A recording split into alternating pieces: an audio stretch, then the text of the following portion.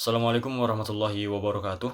Saya Yuda Prasetyo, NIM 11920412333, mahasiswa Hukum Tata Negara Siasah C semester 3. Di sini saya akan menjelaskan materi dari mata kuliah pengantar ilmu politik, yaitu materi bentuk pemerintahan, tipologi pemerintahan, dan sistem pemerintahan. Baiklah, yang pertama yaitu tentang bentuk pemerintahan. Bentuk pemerintahan itu terbagi dua, yaitu yang pertama adalah kerajaan. Kerajaan adalah bentuk pemerintahan yang kekuasaannya dipegang oleh seorang raja atau kaisar. Pada sistem pemerintahan tersebut, biasanya akan berlangsung sepanjang hayat sang raja atau ratu maupun sultan. Dan apabila sang raja sudah meninggal, selanjutnya akan digantikan oleh penerusnya yang berasal dari keluarga kerajaan. Bentuk pemerintahan yang kedua yaitu adalah republik. Republik adalah negara yang dijalankan berdasarkan prinsip kedaulatan rakyat yang dilaksanakan secara demokratis melalui pemilihan umum. Materi berikutnya yaitu tentang tipologi pemerintahan. Tipologi pemerintahan yang pertama yaitu adalah monarki. Monarki merupakan bentuk dari pemerintahan yang dipimpin oleh raja atau ratu sebagai pemegang kekuasaan tertinggi di suatu negara.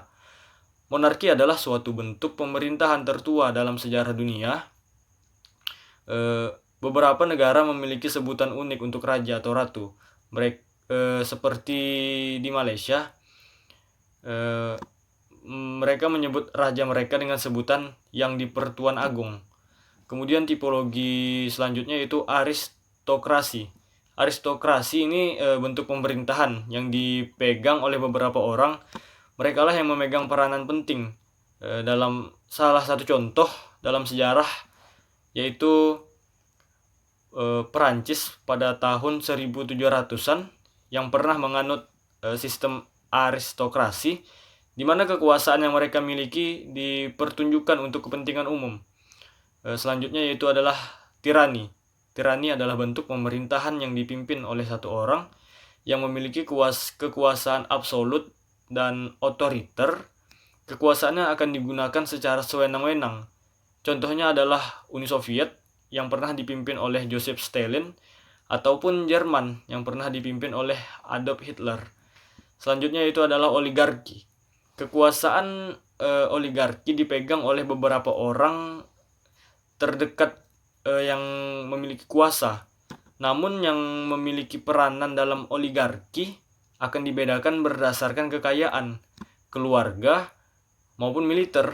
Salah satu contoh negara yang pernah menganut bentuk oligarki itu Afrika Selatan yang berakhir pada saat Nelson Mandela menjadi presiden di tahun 1994. Selanjutnya yaitu demokrasi. Demokrasi ini bentuk pemerintahan yang sangat mementingkan rakyat karena setiap warga negara memiliki hak yang setara dalam mengambil sebuah keputusan.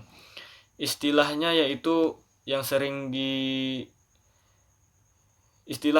didekatkan dengan sistem demokrasi ini yang seperti yang disampaikan oleh Abraham Lincoln, yaitu dari rakyat, oleh rakyat, dan untuk rakyat. Sangat erat dengan namanya, yaitu demokrasi. Pemegang kekuasaan dalam bentuk pemerintahan ini adalah rakyat. Sistem selanjutnya yaitu adalah oklokrasi. Oklokrasi bisa terjadi ketika negara berada dalam kondisi anarki dan masa membangun pemerintahan yang ilegal. Mereka memiliki kekuasaan dengan menggunakan senjata jumlah besar sehingga rakyat lain menjadi takut. Kemudian tipologi pemerintahan yang berikutnya yaitu adalah emirat. Emirat ini berasal dari bahasa Arab, yaitu imaroh yang bentuk jamaknya adalah imarot. Bentuk pemerintahan emirat adalah wilayah yang dipimpin oleh seorang emir. Dalam bahasa Arab, istilah emirat dapat merujuk pada provinsi dari sebuah negara yang diperintah oleh anggota kelompok pemerintah. Salah satu contoh dari penggunaan bentuk pemerintahan ini di Uni Emirat Arab. Di negara ini dibagi menjadi 7 emirat federal yang masing-masing diperintah oleh seorang amir atau emir. Materi berikutnya yaitu tentang sistem pemerintahan. Sistem pemerintahan yaitu suatu tatanan yang terdiri dari komponen yang bekerja, saling bergantung dan mempengaruhi dalam mencapai tujuan dan fungsi pemerintahan sesuai dengan ataupun tergantung dengan kondisi negara masing-masing. Sistem ini dibedakan menjadi beberapa bagian, yaitu seperti sistem pemerintahan presidensil. Sistem presidensil ini berasal dari kata presiden, sehingga sistem pemerintahan presidensil meletakkan hubungan fungsional antara lembaga dan pelaksananya dipimpin oleh presiden. Kemudian berikutnya yaitu sistem pemerintahan parlementer. Sistem parlementer ini di mana presiden dan perdana menteri yang berkuasa. Parlemen memiliki peran yang sangat besar dalam pemerintahan. Beberapa negara yang melaksanakan sistem ini contohnya seperti Malaysia, Jepang, Inggris, Belanda, Singapura, dan lain-lainnya. Parlemen memiliki wewenang dalam mengangkat perdana menteri dan bisa menjatuhkan pemerintahan, yakni dengan mengeluarkan semacam mosi tidak percaya. Di sini juga posisi presiden sebagai kepala negara dan perdana menteri sebagai kepala pemerintahan. Selanjutnya yaitu sistem pemerintahan semi presidensil.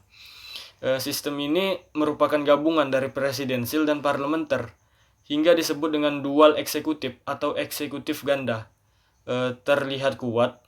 Sistem ini terlihat kuat sebab kondisi perdana menteri dan presiden menjalankan kekuasaan bersama. Di lain sisi terdapat parlemen atau wakil rakyat yang memiliki hak kuat dalam pemerintahan. Berikutnya yaitu sistem pemerintahan komunis. Sistem komunis dikendalikan penuh oleh partai komunis.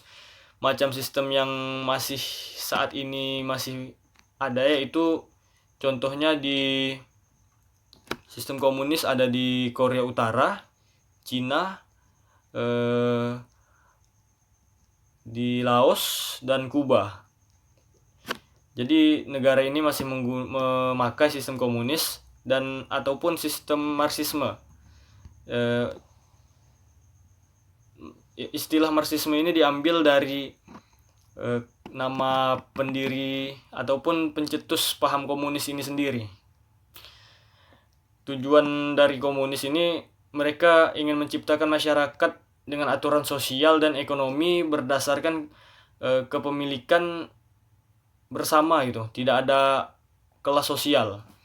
Selanjutnya yaitu sistem demokrasi liberal. Sistem pemerintahan ini dikendalikan oleh partai komunis juga, semacam sistem yang masih ada hingga saat ini, yaitu di Korea Utara, Vietnam, Laos, Tiongkok, dan Kuba. Komunis dan marxisme merupakan ideologi dasar yang umumnya digunakan oleh partai komunis berkenaan dengan filosofi, politik, sosial, dan ekonomi.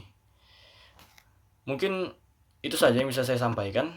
Lebih dan kurang saya mohon maaf. Assalamualaikum warahmatullahi wabarakatuh.